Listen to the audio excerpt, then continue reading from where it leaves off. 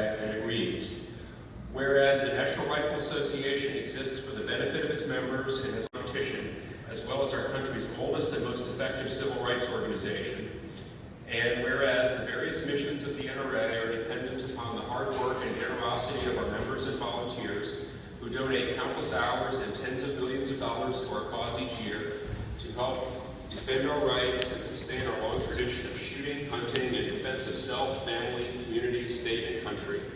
And whereas the NRA is chartered in the state of New York and subject to the laws of that state and the authority of the Governor and Attorney General of that state, who have declared their desire and intention to destroy our organization.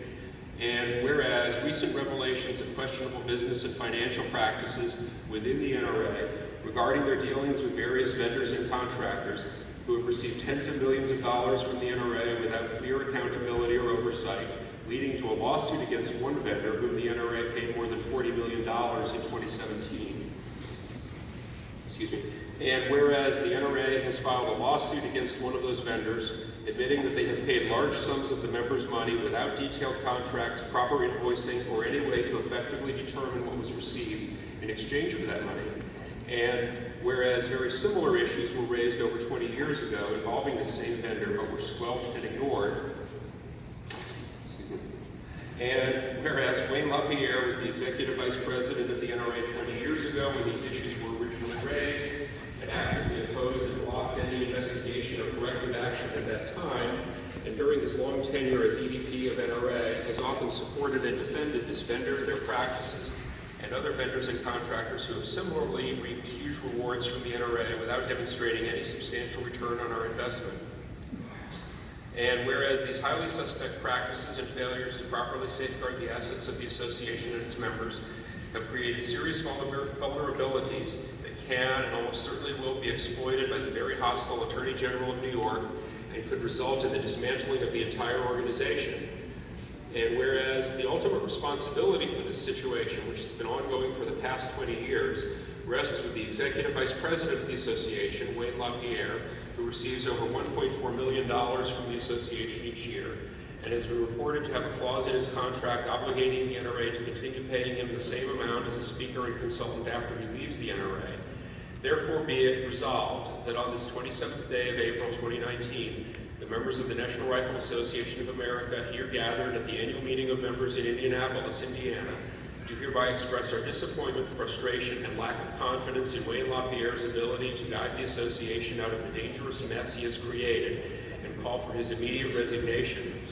And be it further resolved that we, the members here gathered, also have no confidence in the members of the NRA Board of Directors who serve on the Audit Committee, the Finance Committee, and the Executive Committee, who were directly tasked with oversight of the operations of the organization and its finances, and failed to identify and correct these long-running discrepancies that have cost our association tens of millions, if not hundreds of millions of dollars, and put it in such a precarious position.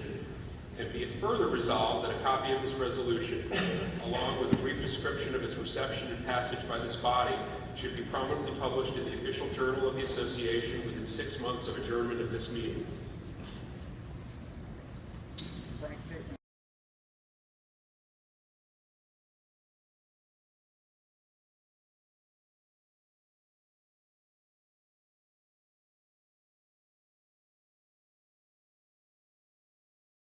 In an open meeting could be highly damaging to the interests of our association. Therefore, I move to refer this resolution to the board for action through its council and appropriate committees. No! No! Is there a second? Point of order! There is a conflict on the board to address State these the point issues. of order, please. Point of order, Joshua Prince from Beckensville, Pennsylvania, is that there is a conflict with the board addressing these issues. As members of the board, as even in the statement of our North, are involved in these self-dealing issues. Therefore, the board cannot consider this matter. It is for the members, we, the NRA members, to decide these issues.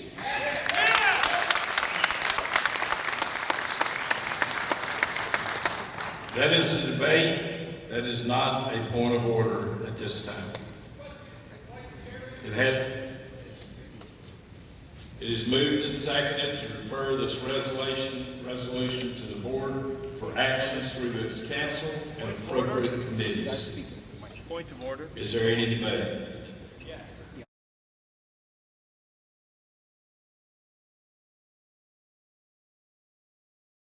Refer this resolution to the board for action through its council and appropriate committees. Point of order. Is there any debate? Point of order.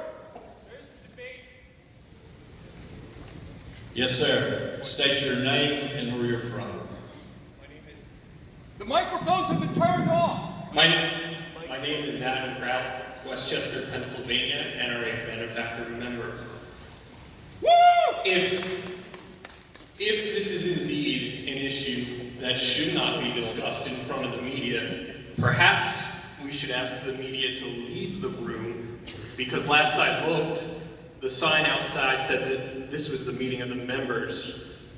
So I would offer to Mr. Vice Chairman that we ask the media to leave the room and have the debate that the members deserve to have.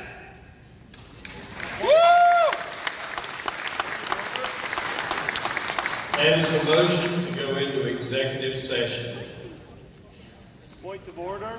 It is submitted as a question The of microphones have been turned off.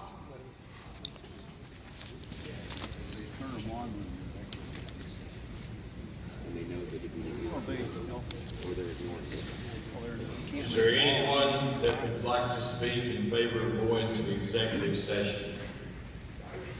Sir, Your name, please. Tom King from the great state of New York.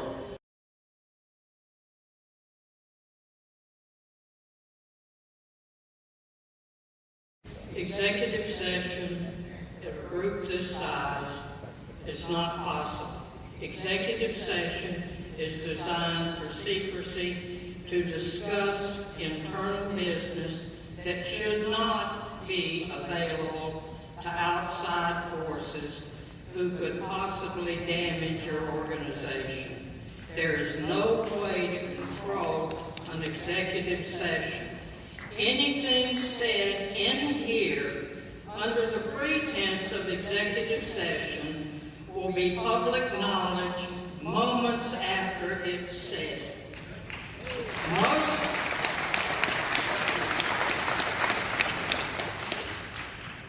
Most of the people in this room, I would suspect, do not want to damage this organization or to play into the hands of Governor Cuomo or Michael Bloomberg.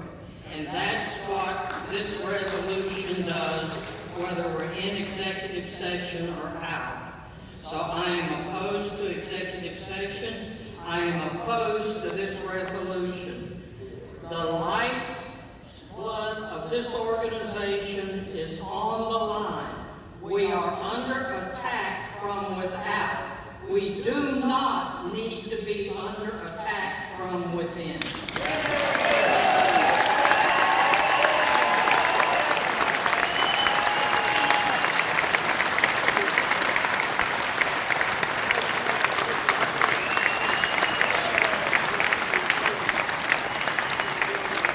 Who wishes to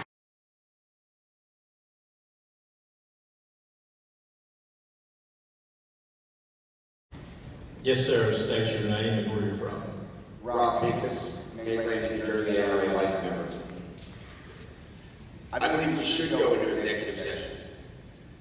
I believe that Mr. LaPierre spoke earlier today about the importance of the First Amendment and free speech. I believe that the truth being talked about openly in front of concerned members who have defeated the attempt to adjourn the meeting before our voices were heard, and who have reminded Mr. Vice President that we do have a right to be heard based on our membership. And for us to not be allowed to speak here in the truth, in the open, regardless of where that may take this organization, is a denial of those rights. And I, for one, would like to end the secrecy. I would like to end the control that Ms. Hammer spoke about, and open this up for debate, for discussion, and to deal with the fallout from that honestly, openly, so we can get on with the business of defending our Second Amendment rights as intended.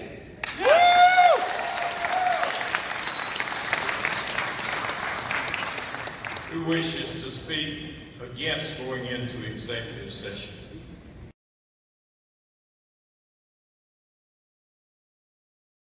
Those in favor of going into executive session, raise your credentials.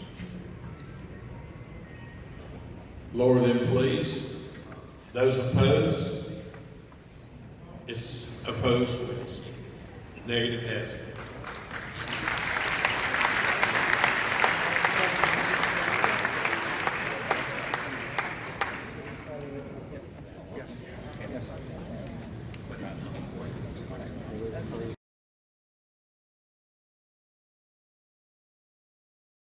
To the board for actions through its council and appropriate committees.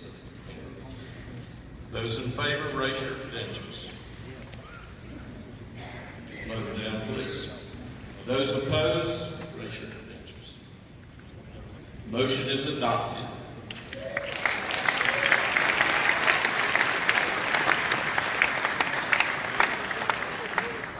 The resolution is referred. President Frazier will move to the next resolution. Secretary.